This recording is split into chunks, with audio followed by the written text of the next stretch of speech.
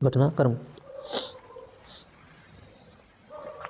1911 में क्या घटना घटी? किंग जॉर्ज परचम का भारत आना और कलकत्ता से दिल्ली हस्तांतरण भी 1911 में हुआ। यानी कि 1911 में क्या क्या घटना हुई?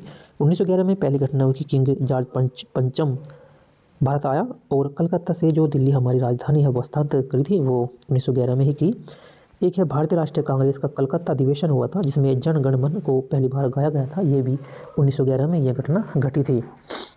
एक घटना और घटी थी, बमरौली से इलाहाबाद भारत और विश्व में पहली हवाई डाक का आरंभ किया गया था, ये भी 1911 में ही किया गया था। 1919 में क्या घटना हुई? 1919 में भारत सरकार अधिनियम 1919 हुआ के द्वारा द्विशासन की शुरुआत की गई। रोलेट एक्ट भी 1919 में लागू किया गया और जलियांवाला बाग जो घटना हुई ये भी 1919 में ही हुई। 1920 में क्या घटना हुई? 1920 में खिलाफत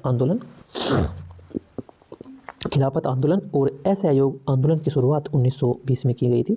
अब 1922 से जुड़े जो फैक्ट हैं, 1922 में उत्तर प्रदेश में चोरी चोरा घटना हुई थी और असहयोग आंदोलन का स्थगित होना या बंद कर देना बंद हो गया था, निलंबन कैसे कर दिया था ऐसा। 1928 में क्या हुआ था? 1928 में साइमन कमीशन का भारत का दौरा हुआ था और लाला लाजपत राय की मृत्यु भी 1928 में ही हो गई थी।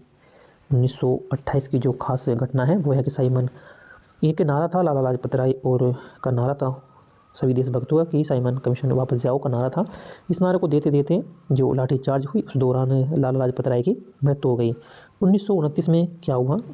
1929 में भारतीय राष्ट्रीय कांग्रेस के लाहौर अधिवेशन में, भारतीय राष्ट्रीय जो कांग्रेस थी जिसकी स्थापना 1885 में हुई थी एओ हयूम के द्वारा, तो इसकी एक अधिवेशन हुआ था लाहौर अधिवेशन 1929 में ये अधिवेशन किया गया था। इसमें पूर्ण स्वतंत्रता का संकल्प लिया गया था, पूर्ण स्वतंत्रता का संकल्प इसमें लिया गया था। 1930 में क्या घटना घटी? 1930 में दांडी मार्च, नागरिक अवज्ञा आंदोलन का आरंभ किया गया था। दांडी मार्च 1930 में हुआ और नागरिक अवज्ञा आंदोलन का आरंभ 1930 में किया गया था।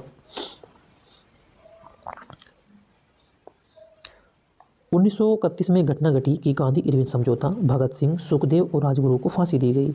ये दुखद घटना थी।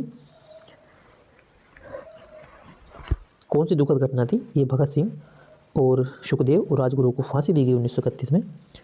और 1931 में ही गांधी इरविन समझौता हुआ था यरबदा जेल में।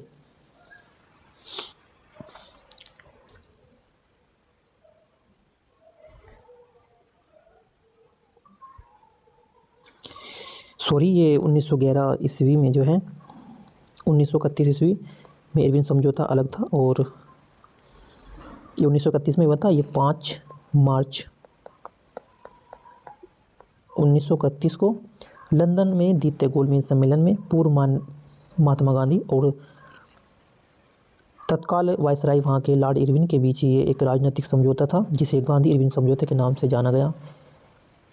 इसे दिल्ली पैक्ट भी कहते हैं और ब्रिटिश सरकार प्रथम गोलमेज सम्मेलन से समझ गई कि बिना कांग्रेस के सहयोग के कोई फैसला संभव नहीं है, इसलिए इन्होंने ये समझौता किया था। से ही गांधी इरविन समझौता कहा गया। 1935 में क्या हुआ कि भारत सरकार अधिनियम 1935 है और 1942 में घटना थी कि भारत छोड़ो और आज़ाद हिंद फौज की संरचना भी जो है 1942 में ही की गई थी। 1942 में घटना हुई कि क्रिप्स मिशन का भारत का दौरा हुआ। 1940 में कैबिनेट मिशन का भारत दौरा और 1947 में जो है स्वतंत्रता मिली और भारत का विभाजन भी हुआ। 1947 में स्वतंत्रता मिली और भारत का विभाजन भी हुआ पाकिस्तान के रूप में। 1948 में एक दुखद घटना ये हुई कि महात्मा गांधी जी की हत्या कर दी गई थी नाथूराम गोडसे के द्वारा और यह पाकिस्तान का पहला आक्रमण भी था 1948 में। 1950 में भारत का गणराज्य बनना, यानी कि गणराज्य बना, अपने संविधान के हिसाब से शासन चला। 1951 में जो है पहली पंचवर्षीय योजना और दिल्ली में पहले एशियाई खेल भी हुए थे, दिल्ली के अंदर ही 1951 में।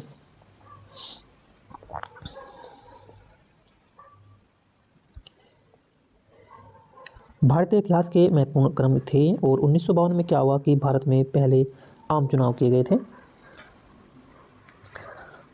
1954 में भारत और चीन के द्वारा जो है पंचशील समझौते पर हस्ताक्षर किए गए थे। पंचशील समझौते पर हस्ताक्षर किए गए थे भारत और चीन के द्वारा।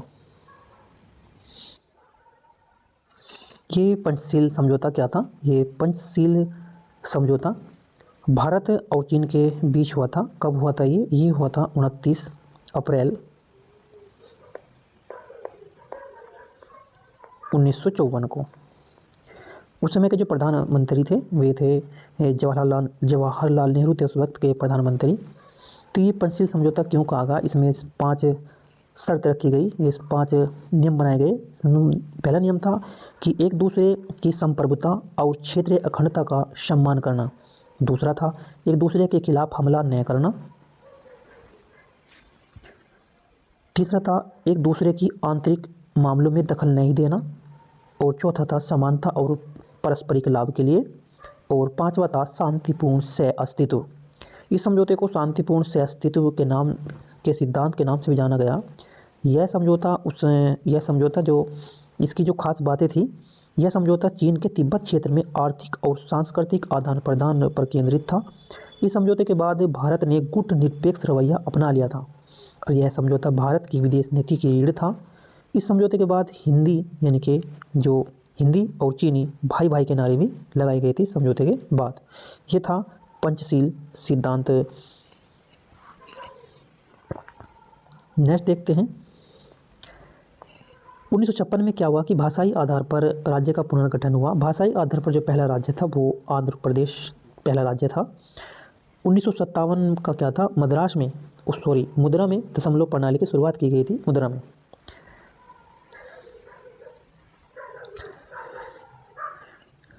1959 में जो घटना घटी, नई दिल्ली में भारत की पहली टेलीविज़न सेवा शुरुआत कर दी थी। टेलीविज़न की जो शुरुआत हो गई थी वो 1959 में कर दी गई थी। 1961 की जो घटना है, पुर्तगाल से गोवा की मुक्ति हो गई थी। और 1962 में जो पंचशील समझौता हुआ था वो रद्द हुआ और चीन का भारत पर आक्रमण कर दिया गया था।